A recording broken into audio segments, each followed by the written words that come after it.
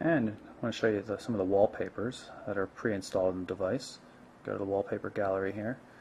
You can move along the bottom, take a look at them,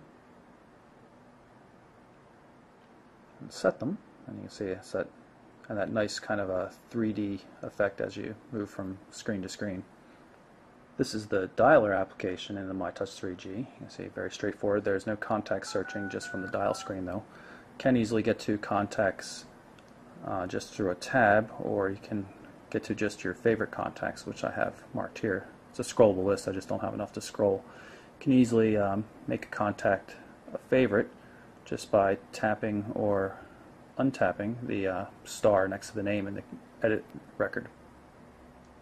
We're going to send off a test message to our friend Frodo Baggins here. Pre-addresses. As soon as we tap into this text box here, you can see that the keyboard comes up. It offers spell corrections. You can see I typed THOS and we get THIS as a bolded recommendation here. I can tap on that. A little difficult to type looking over a camera here, but the keyboard's not too bad. And if you hit double spaces, it'll automatically put in a period. Send that off. Go back to the home screen. If you look in the upper left hand corner, you'll see a little mail icon here. It's a new SMS notification. All we have to do is tap on it to bring up the message. You can see it's a threaded SMS system, so we can tap out something here and send it off and it'll come back. Now we're actually just sending it to this test account. So you can see there's the notice that it came through again. Whenever you have the keyboard up like this, you can just hit the back button to make the keyboard go away. Since there's a separate on-screen delete button, you don't have to worry about deleting a character or something. Here you can see that the SMS also works in landscape mode. Since there's no keyboard like on the G1 to automatically flip the thing into landscape mode, this was added. A lot of the applications support this, not all of them, but the home screen only works in portrait mode. I've brought up the web browser on the MyTouch 3G so you can see what it looks like. It's a full HTML browser.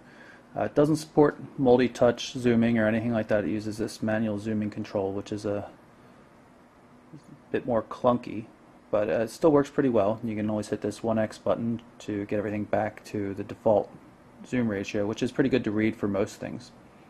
And of course, you can zoom in more tightly as well. We're on a Wi-Fi connection here, but the 3G connection for me generally gave speeds of anywhere from 650 to 750 kbits per second, which is pretty respectable, faster than most of the T-Mobile devices I've tested. Smooth scrolling, you can go to YouTube, the full YouTube site, and watch videos. There's actually a dedicated YouTube client that handles that as well, but it's integrated with the browser, so it works quite well. Scroll down here into the main menu and get to YouTube.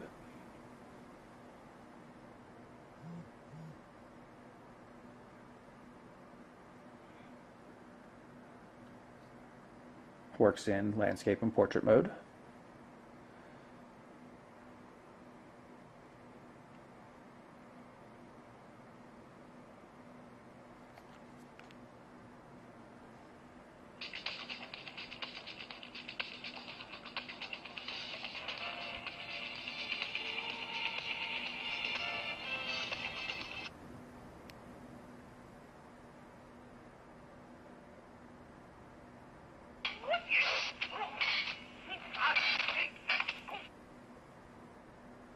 The work email application that comes into MyTouch 3G is pretty handy. It's a Exchange ActiveSync client. Should make people happy. Works pretty well. Of course, you have zooming controls, changing font sizes and everything. I had it on a fairly large font size just to make it easier for video viewers. You can move from message to message and do a lot of things. Has proper folder support, so you can switch over to your folders. The only problem is you can't tell if you have a new message until you actually go into the folder. So those users that use server-side filters to automatically put things into subfolders, you're still going to have some problems knowing when you have new messages in folders.